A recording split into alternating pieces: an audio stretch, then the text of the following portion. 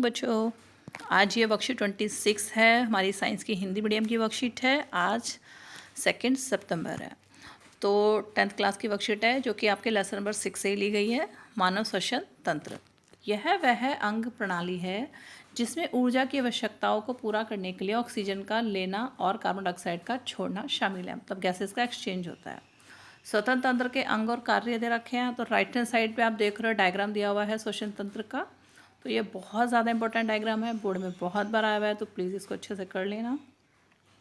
श्वसन तंत्र के अंग और कार्य, इसमें सबसे पहला ये पूरा स्टेप वाइज दे रखा है कि किसमें किसके बाद किसमें जो है ऑक्सीजन मूव करती है।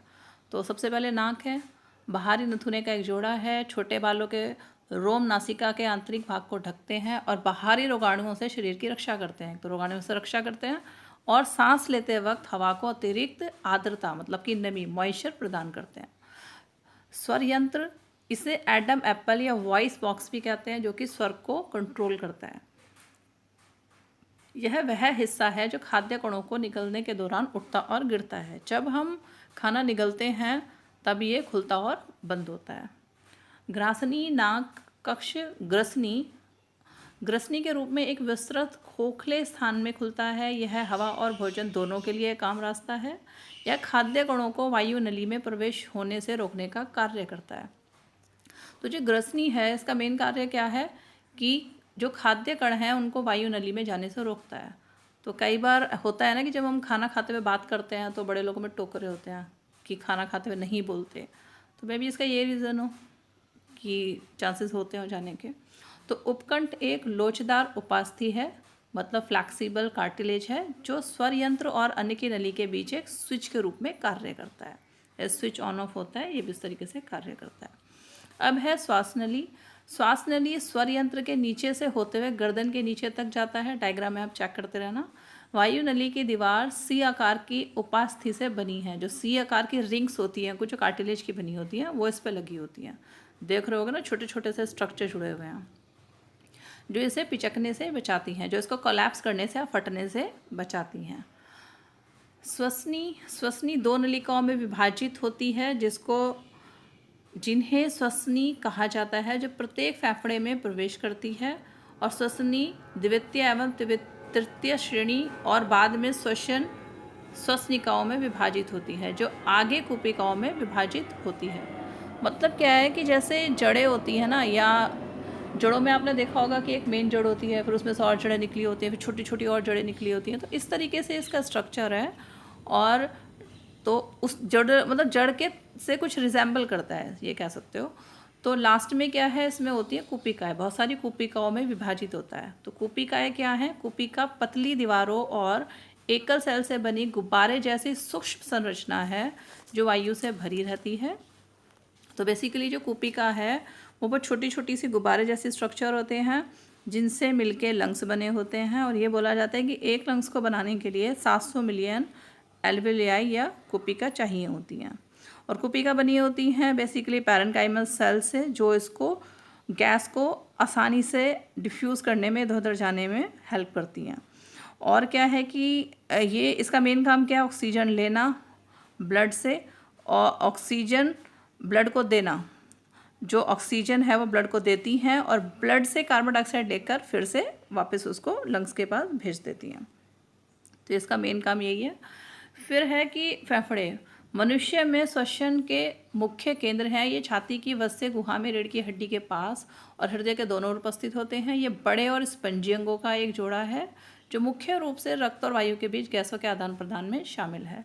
तो जो रक्त और वायु के बीच में गैसेस का एक्सचेंज चलता है, आदान प्रदान चलता है कि ऑक्सीजन उसको दी, कार्बन डाइऑक्साइड ली, तो ये सारा कहाँ चल रहा होता है? फेफड़ों में। बाएं फेफड़े की तुलना में दायां फेफड़ा काफ़ी बड़ा और भारी होता है। जो राइट हैंड साइड का फेफड़ा है वो 3 लोब से बना होता है, लेफ्ट हैंड साइड का फेफड़ा 2 लोब से बना होता है। और ये भी है कि लेफ्ट हैंड साइड थोड़ा सा स्लाइटली लेफ्ट हार्ट होता है, तो मे बी उसकी वजह से भी इसका साइज़ छोटा हो। अब आप देखो कि इस डायग्राम में किस तरीके से ये मूव कर रहा है।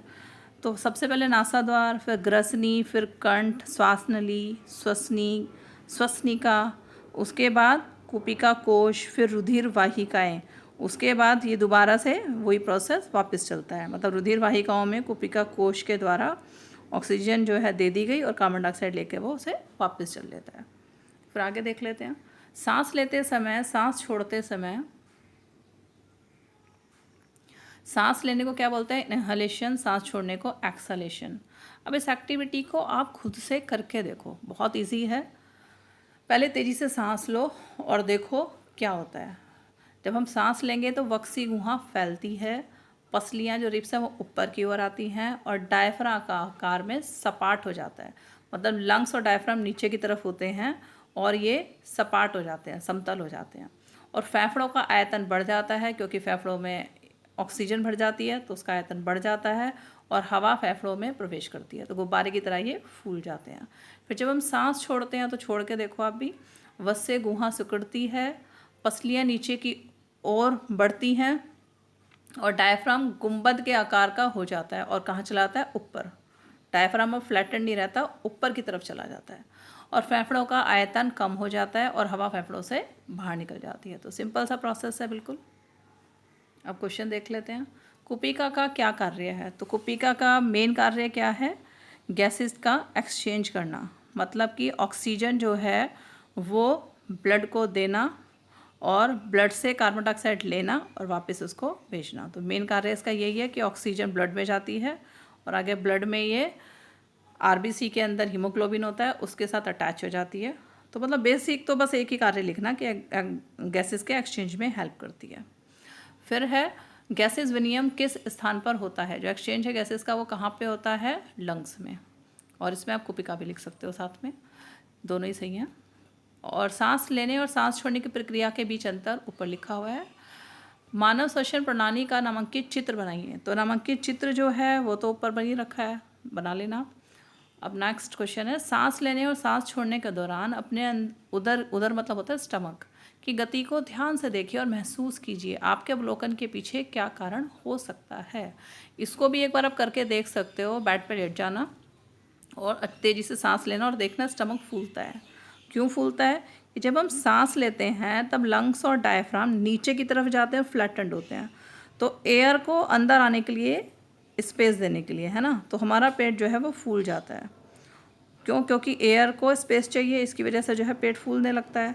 फिर जैसे ही हम सांस छोड़ते हैं तो डायफ्राम जो है वो रिलैक्स हो जाता है, ऊपर की तरफ हो जाता है, तो एयर जो है लंग से बाहर चली जाती है, तो उस टाइम जो पेट है वो पिचक जाता है, नीचे की तरफ हो जाता है। तो बेसिकली जो प्रेशर है, दाब है, वो स्टमक पे पड़ता है, जिसकी वजह से वो फूल जाता है। और दाब कहाँ से आ रहा है? डायफ्राम जब नीचे की तरफ होता है तो फ्लैटेंड, तो वो एक दाब लगाता है, प्रेशर लगाता है, जिसकी वजह से पेट फूलता है। तो होपफुली आपको क्लियर हो गया होगा। तो थैंक यू बच्चों।